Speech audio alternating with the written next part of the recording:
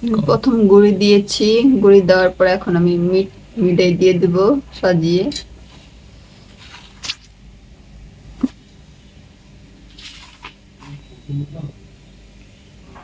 দেওয়ার পরে উপরে দিয়ে আমি আবার গুঁড়ি দিয়ে দিচ্ছি।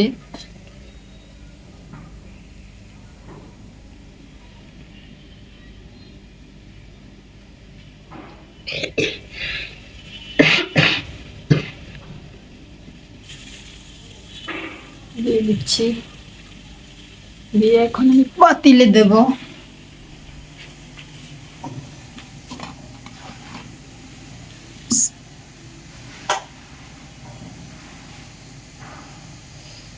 পাতিলে দিয়ে এখন এটাকে আমি উঠিয়ে ফেলতেছি।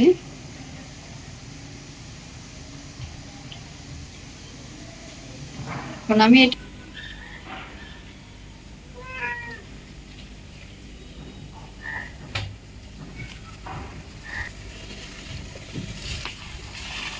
সাজিয়ে দিতেছি। সাজিয়ে দেওয়ার পরে আমি আবার গুঁড়ি দিব।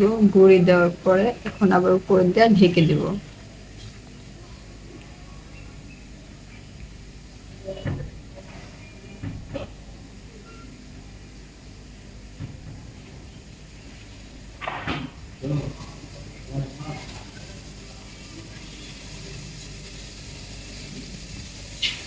এখন আমি এটা রেখে দিলাম।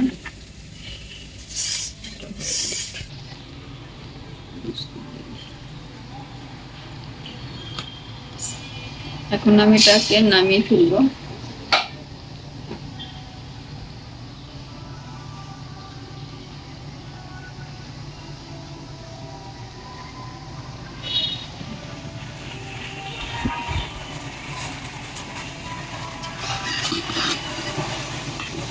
দেখেন আপনারা,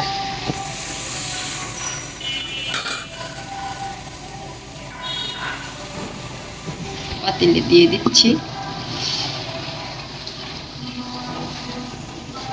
তারপরে আমি এখন আবার বাটিটাকে উঠাই ফেলতেছি, ঢেকে দিচ্ছি।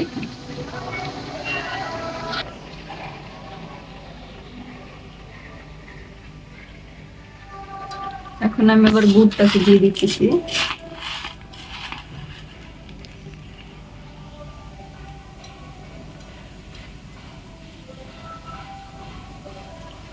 আর একটু দিয়ে দিচ্ছি, কম হয়ে গেছে।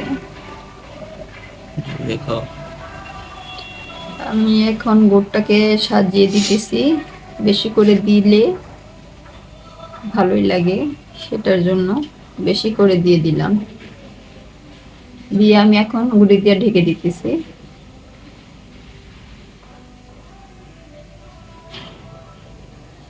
আপনারা বাসায় এখন ট্রাই করবেন এভাবে করে।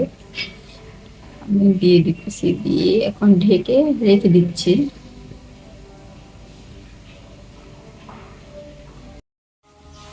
এখন আমি আবার আরেকটা পিঠা নামিয়ে ফেলতেছি। জালিটা সরায় নামাবো।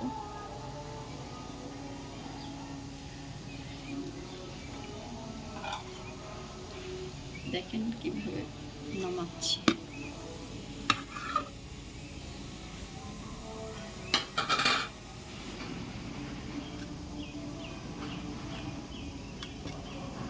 এখন আমি আরেকটা দিয়ে দিতেছি।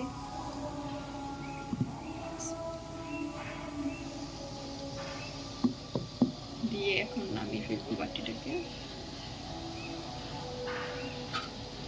ঢাকনা দিয়ে দেখে দিয়েছি। রান্নার পরিবেশন করে দেখাচ্ছি।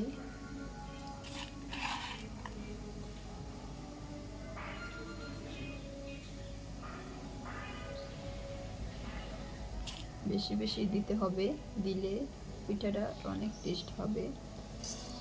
সো আপনারা দেখেন গাইস আমি কিভাবে বানাচ্ছি।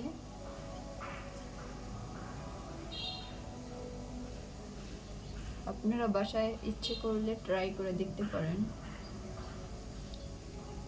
এভাবে করে বানিয়ে খেয়ে দেখেন, খুবই সুস্বাদু খাবার।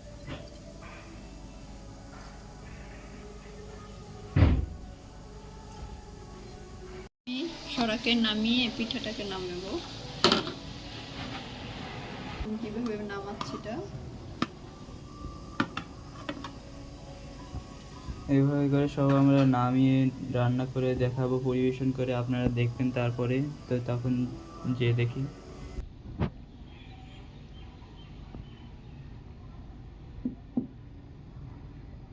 দিয়ে ঢাকিয়ে আমি এখন সরাটাকে আবার উঠিয়ে ফেলবো। আবার দিয়ে দিচ্ছি সরা।